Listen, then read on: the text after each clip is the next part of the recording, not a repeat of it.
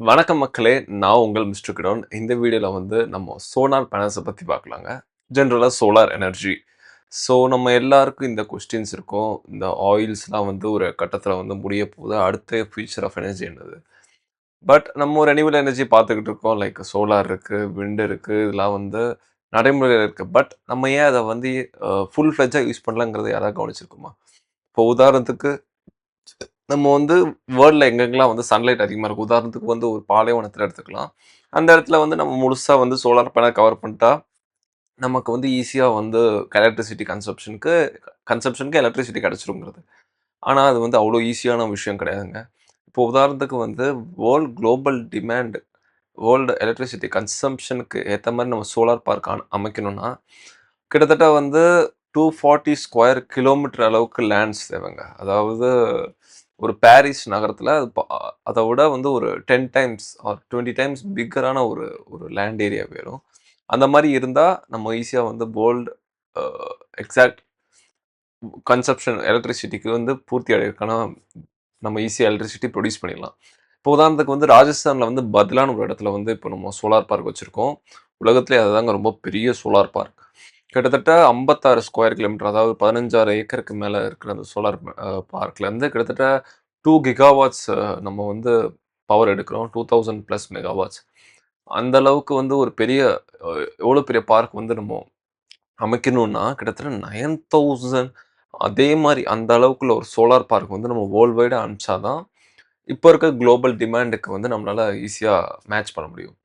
இதுல இன்னொரு பியூட்டி என்னன்னா, சரி சோலார்ல அப்படி என்னதான் இருக்கு? ஏதாவது ஒரு இம்பார்ட்டன்டான விஷயம் இருக்கு. அப்படி என்னதான் இருக்குன்னு பார்த்தா, சன்ல வந்து கிட்டத்தட்ட வெறும் 1.5 ஹவர்ஸ் ஆஃப் சன்லைட்ல இருந்து நம்ம கிட்டத்தட்ட வேர்ல்டோட 10,000 times of consumption of electricity எடுக்கலாம்.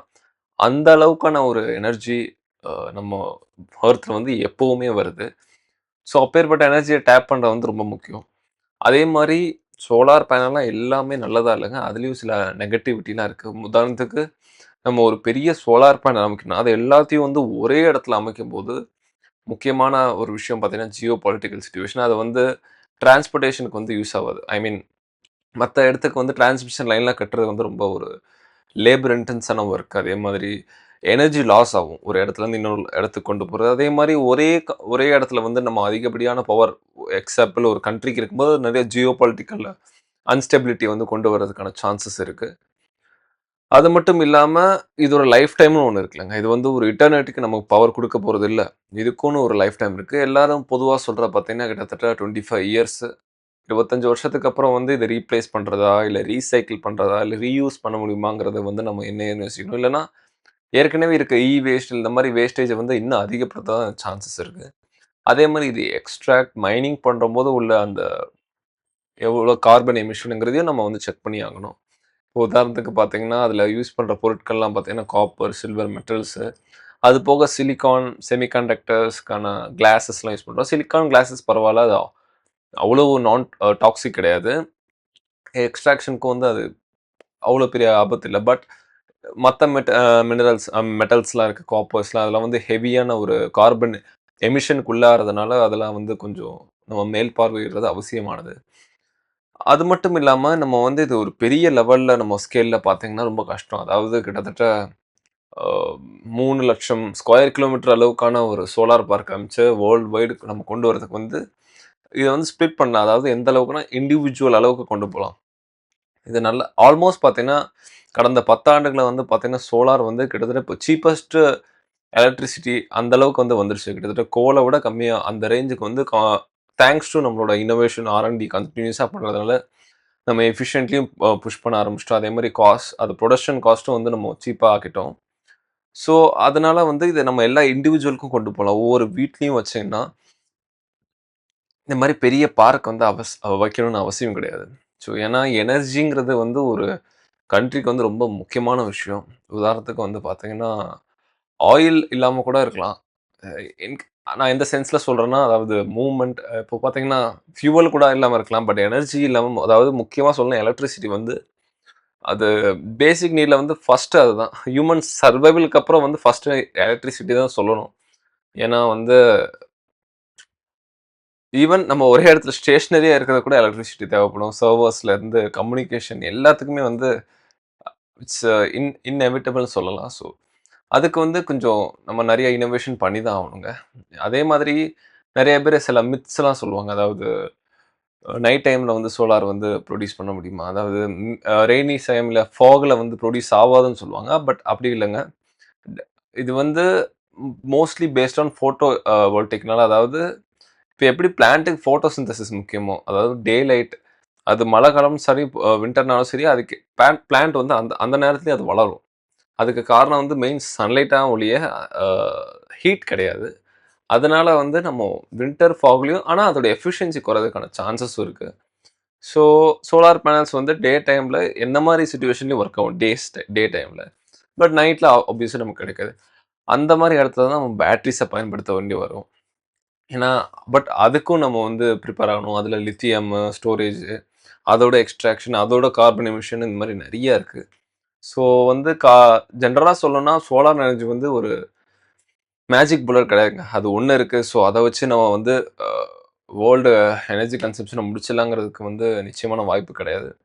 சில பேர் சில தியரீஸ் வைக்கிறது என்னன்னா, இப்போ உதாரணத்துக்கு வந்து ஸ்பேஸ்ல சோலார் பார்க் அமைக்கிறது மாரி. இப்போ யுகே அது போன்ற ஏர்பஸ் அவங்களா சேர்ந்து ஒரு ஜாயிண்ட் வென்ச்சர் ஒரு கமிட்டி மாரி ஆரம்பிச்சு, அவங்க வந்து ஒரு பிளான் வச்சிருக்காங்க. அதாவது 2035ல வந்து அங்க ஸ்பேஸ்ல நம்ம வந்து சோலார் ப்ரொடியூஸ் பண்ணி அத பீம் மாரி எர்த்துக்கு திரும்ப அனுப்புறதுக்கு வந்து பிளான் பண்றாங்க. ஏன்னா, ஸ்பேஸ்ல பார்த்தீங்கன்னா, டஸ்ட்டு, ரெயினு, டே, நைட் எதுவுமே கிடையாது. ஸோ, அங்க வந்து எஃபிஷியன்சி பார்த்தீங்கன்னா, எர்த்த விட கிட்டத்தட்ட 13 மடங்கு அதிகமான எஃபிஷியன்சியோட நம்ம சோலார் எலக்ட்ரிசிட்டி ஜெனரேட் பண்ணுவோம். ஸோ, நெறைய பேரோட அந்த கூற்று என்னவா இருக்குன்னா, அத வந்து எர்த் வெளியில வைக்கிறது. இப்போ உதாரணத்துக்கு ஸ்பேஸ் எப்படி மத்த சேட்டலைட்ஸ்லாம் ஆர்பிட் ஆகுற மாரி சோலார் பார்க்ஸும் நம்மள சுத்தி ஆர்பிட் ஆகி, அது மூலமா வந்து கரண்ட் ஜெனரேட் பண்றது ஏற்கனவே இந்த மாரி நெறைய தியரீஸ்லாம் வந்து டெர்ம் பண்றாங்க. ஸோ, இதெல்லாம் வந்து ஃபியூச்சர் உள்ள இன்னோவேஷன் நம்ம எப்படி கொண்டு போறோங்கிறத பொறுத்து இருக்கு. அதே மாரி சோலார மட்டும் நம்பாம, நம்ம எப்படி இப்போ ஆயில்ல மட்டும் எலக்ட்ரிசிட்டி எடுக்கலையோ, லைக் ஹைட்ரோலேருந்து எடுக்கிறோம், கேஸ் இது மாரி எல்லாத்துல ஆர்டிஃபிஷியலா ஐ மீன் அதான் ஆர்டிஃபிஷியலா இருந்தாலும் நம்ம வந்து நெறைய விஷயத்துல அ எக்ஸ்ட்ரீம்டான பொருளா இருந்தாலும் நெறைய விஷயத்துலருந்து நம்ம டிரைவ் பண்றோம் எனர்ஜி. அதே மாதிரி தான் நம்ம ரெனியூவபிளையும் யூஸ் பண்ணணும்.